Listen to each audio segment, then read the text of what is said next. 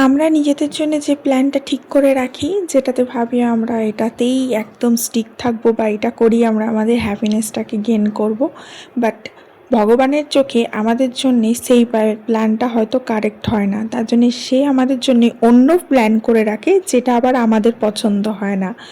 Hello everyone, this is Ivy. Welcome back to my channel ইসাস ডায়েরিজের নতুন সকালে তোমাদের সকলকে ওয়ার্ম ওয়েলকাম জানাই। বিগত অনেক দিন ধরে আমার ভিডিও যাচ্ছে না, তোমরা কমেন্ট করছো, বাট একটা বিশাল বড় কাজের মধ্যে ফেঁসে রয়েছি, তাই দুদিকে সামলে উঠতে পারছি না। একদিকে ভিডিও তৈরি করা, সেটা এডিট করা এবং সেটা পোস্ট করা, সেই সময় সাপেক্ষ কাজ, অনেকটা সময় লাগে।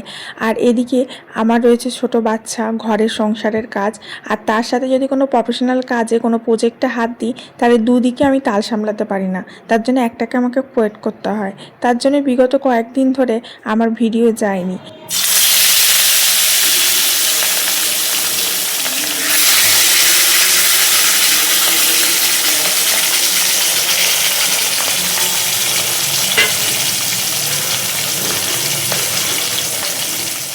এই ভিডিওটা দেখেই তোমরা বুঝতে পারবে যে এটা বেশ অনেক দিন আগেকার ভিডিও, কারণ এখন রিসেন্ট আমি যে লাইভগুলো করেছি বা যে শর্টসগুলো তোমাদের সাথে শেয়ার করেছি আমার ভ্যাকেশানের, সেতে তোমরা দেখতে পাবে যে আমার চুলটা হেয়ার কালার করে দিয়েছি। আর এই যে চুলটা দেখতে পাচ্ছ, এটা আমার ন্যাচারাল কালার, যেটা ব্ল্যাক কালার। যাই হোক, ভিডিওটা করে রেখে দিয়েছিলাম, এডিট করার সময়ই পাচ্ছিলাম না। ফাইনালি আজকে গিয়ে একটু সময় পেয়েছি।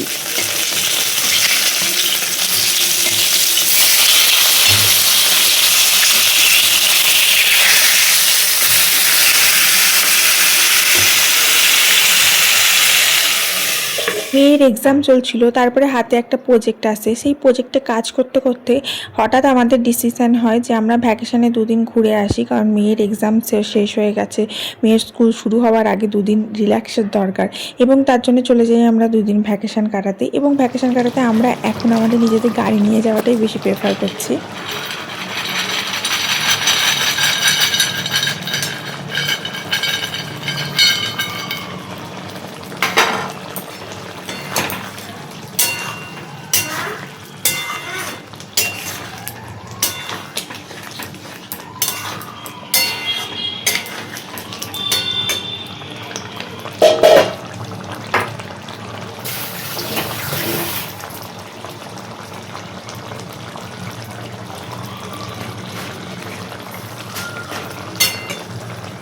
যাই হোক, সব কাটিয়ে আসার পরও যেহেতু এখনও আমার প্রজেক্টে কাজ চলছে, তাই ভিডিও আমি ফ্রিকোয়েন্টলি দিতে পারছি না এভরিডে বেসিসে। তবে চেষ্টা করব মাঝে মাঝে একটা দুটো দেওয়ার। অন্ততপক্ষে যে ভিডিওগুলো করে রেখেছি আমি এডিট করার একদম সময় পাইনি, সেগুলো অন্তত আগে দিয়ে দিই তোমাদেরকে, তারপরে না হয় ফ্রেশ ভিডিও দেবো। এবং তার জন্যে আমি চেষ্টা করছি মাঝে মাঝে লাইভে এসে তোমাদের সাথে কমিউনিকেট করার।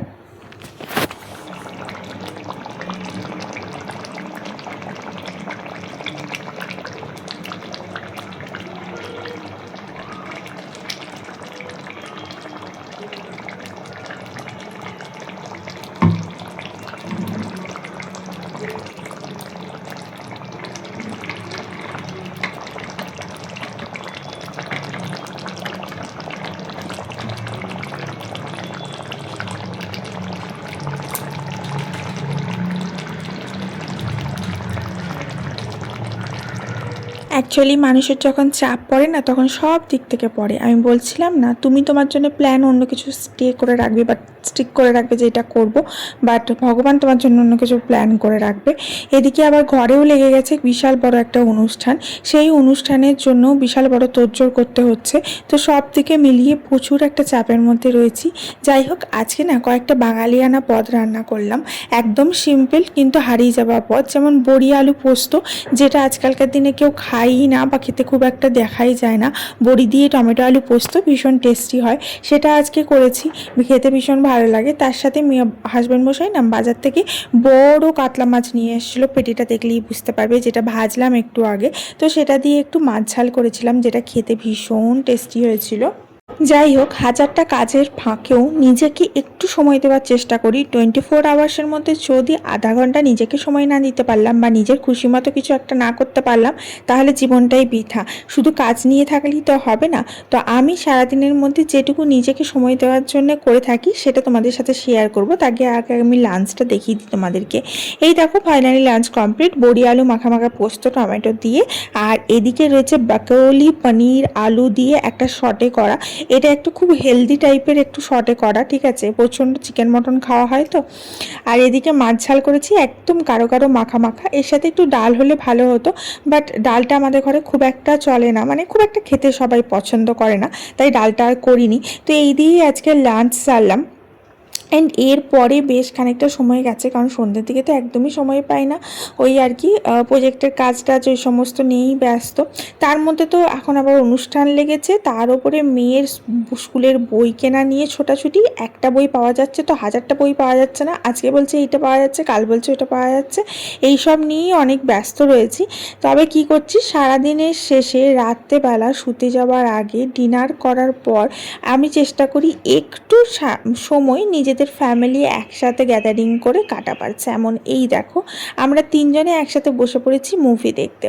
আমি যে মুভিটা দেখছি এটা হচ্ছে ওয়ান পিস, নেটফ্লিক্সে অ্যাভেলেবেল, আমি নেটফ্লিক্সেই দেখছিলাম। ওয়ান পিসের একটা সিজন আমার দেখা হয়ে গেছে, এটা হচ্ছে সেকেন্ড সিজন এসছে। And trust me, this is overall the good, মানে ওভারঅল মুভিটার সম্বন্ধে যত বলবো তত কম বলা হবে, কারণ এটা ফ্যান্টাসি মুভি। যারা ফ্যান্টাসি পছন্দ করে না বা আজগুবি পছন্দ করে না তাদের জন্য কিন্তু একদমই নয়, একদমই স্পয়লার, তারা দেখো না। আমি যেহেতু প্রচুর প্রচুর ফ্যান্টাসি ওয়ার্ল্ডে থাকতে পছন্দ করি এবং ফ্যান্টাসি জিনিসটা আমার প্রচুর পছন্দ, যেমন লাইক হ্যারি পটার যাদের পছন্দ তাদের এইটা ওয়ান পিসটা তো দারুণ লাগবে। মানে একটা মুহূর্তের জন্য আমার মনে হয়নি যে আমি উঠে চলে যাই বা বন্ধ করে দিই। তো এইখানে সোফাকাম বেডটাকে আমরা অর্ধেক খুলেছিলাম, গোটাটা খুলিনি। অ্যান্ড দেন রাত্রেবেলা আমরা মুভি এনজয় করছিলাম। আমার সাথে সাথে আমার বড় ফ্যান্টাসি ওয়ার্ল্ডের মুভি দেখতে দেখতে অভ্যস্ত হয়ে গেছে। একটা সময় সেও দেখতো না, সে বলতো যে না এগুলো আবার কি আজগুবি বই, এগুলো কি দেখবে, ছোট বাচ্চাদের মতো বই। বাট আমার ভীষণ ভালো লাগে, বিশ্বাস করো। হ্যারি পটারের প্রত্যেকটা সিরিজের প্রত্যেকটা মুভি আমার দেখা, কারণ আমার প্রচণ্ড ফেভারিট একটা ক্যারেক্টার হচ্ছে হ্যারি পটার। আর এই দেখো, এটা হচ্ছে এই ওয়ান পিস, যেটা আমি দেখলাম নেটফ্লিক্সে, একটা সিজন দেখা হয়ে গেছে, সেকেন্ড সিজনটা দেখছি। ভীষণ সুন্দর, মানে ছোট ছোট বাচ্চা থেকে বুড়ো থেকে, মানে 8 থেকে 80 তুমি সবার সাথে এই বইটা দেখতে পারো। এখন হয় না কোনো ফিল্ম বা ওয়েব সিরিজ দেখতে গেলে আমাদের ভাবতে হয় বাচ্চাকে পাশে নিয়ে বসে দেখবো কি দেখবো না, কী কী সিন চলে আসবে। তো এই যে তোমাদের আমি ওয়েব সিরিজটা এটা বলছি, এটা তুমি তোমার বাচ্চাকে নিয়ে ইজিলি দেখতে পারো, বরঞ্চ তোমার বাচ্চা দেখতে ভীষণ ভালো লাগবে, কারণ জিনিসটা একটু আজগবি আছে, একটু অন্যরকম আছে, ঠিক আছে। আর তার মধ্যে এমন এমন জিনিস দেখাচ্ছে যেগুলো আমরা কল্পনাই করতে পারি না। লাইক ফিশম্যান, একটা মানুষ যেটা মাছ আর মানুষকে নিয়ে তৈরি হয়েছে। আগেকার দিনে অনেক এরকম ফ্যান্টাসি মুভি আমি দেখতাম হলিউডের, বাট কোনো একটা সময় গিয়ে সেগুলোর আমার নেশাটা চলে গেছিলো, দিয়ে আমার একটু সাসপেন্স বা থ্রিলার মুভির প্রতি চলে এসেছিলো নেশাটা। চাই সাউথের সাসপেন্স মুভিগুলো আমার খুব পছন্দ হতো। বাট আবার ওয়ান পিসটা দেখতে গিয়ে, যখন ওয়ান পিসটা আমার হাজব্যান্ড চালিয়েছে, আমি প্রথমে বললাম আর দেখতে মনে হয় ভালো লাগবে না, বয়স হয়ে গেছে। তারপরে দেখলাম না ভাই, বয়স হয়নি, আমার চয়েসও বদলায়নি। মাঝখান থেকে আমি রাস্তা হারিয়ে ফেলেছিলাম, আবার চলে এসেছি আমি আমার রাস্তায়। আমার ভীষণ পছন্দের মুভি। আমি সবাইকে বলবো, এই যে ছুটি রয়েছে এই সময় অনেক সময় হয় না বাচ্চাদের কি দেখতে দেবো কি দেখতে দেবো না, তো এরকম মুভি তোমরা দেখতে দিতে পারো। আর একটা কার্টুন বলবো, যে কার্টুনটা আমার ভীষণ ফেভারিট, আমার মেয়ে যা কার্টুনগুলো দেখে তার মধ্যে ব্লোই বলে একটা কার্টুন হয়, সেটা তোমরা তোমার বাচ্চাদের দেখাতে পারো। আমি জানি না, আমি পেপা পিগ দেখি, অনেক রকমের কার্টুন দেখি, বাট ব্লোইতে না ন্যাচারাল জিনিসটাকে খুব সুন্দরভাবে তুলে ধরে। মানে যে বন্ডিংটা, ফ্যামিলি বন্ডিংটা, যে পার্টিকুলার আমাদের রিয়েল ওয়ার্ল্ডে যেটা হয়, আমরা যেটা ফেস করি, সেই সমস্ত কিছুর কিন্তু টাচ থাকে ব্লোইর কার্টুনের মধ্যে। খুব সুন্দর ইমোশনাল বন্ডিং দেখায়, আমার ভীষণ ভালো লাগে। আমার মনে হয় প্রত্যেকটা বাচ্চাকে ব্লোই দেখানো উচিত। পেপা পিগের থেকেও আমার ব্লোইটা ভীষণ ভালো লাগে। যাই হোক, তোমাদের সাথে আজকে একটা ছোট্ট ভিডিও শেয়ার করলাম, আশা করি তোমাদের ভালো লাগবে এবং দেখা হচ্ছে আবার একটা নতুন ভিডিওর সাথে। ততক্ষণ তোমরা সবাই ভালো থেকো, সুস্থ থেকো, অনেক হ্যাপি থেকো আর নিজে আর নিজের পরিবারের একটু খেয়াল রেখো। আর অবশ্যই অবশ্যই দিন শেষে চেষ্টা করো একটা লাঞ্চ বা একটা ডিনার সবাই এক পাতে খেতে, মানে একসাথে খেতে, এবং দিন শেষে 10টা মিনিট অন্তত ফ্যামিলি গ্যাদারিং করে বা ফ্যামিলির সাথে সময় কাটাতে। কারণ কি হয়, আমরা কোথাও না কোথাও গিয়ে মানে চলন্ত জীবনে এত দৌড়াচ্ছি, কোথাও না কোথাও ভুলে যাই যে ফ্যামিলির জন্য একটা সময় দেওয়া দরকার বা ফ্যামিলির সাথে সবার সাথে একসাথে সময় কাটানো দরকার। সেই জিনিসটা কোথাও না কোথাও হারিয়ে গেছে। যাই হোক, যাবার আগে একটা কথাই বলি, সবাই খুব ধুরন্ধর 2 নিয়ে ব্যস্ত, বাট আমার মনে হয় ধুরন্ধর 2টা বাচ্চাকে নিয়ে তো দেখা যাবে না, এ গ্রেড ফিল্ম। তার জন্যে যাদের বাচ্চা আছে তারা অবশ্যই ওয়ান পিসটা নেটফ্লিক্সে দেখতে পারো বাচ্চা নিয়ে। আশা করি এই ওয়েব সিরিজটা অনেক ভালো লাগবে এবং তোমাদের একদম মনোপুত হবে। দেখা হচ্ছে কালকে। Love you, by.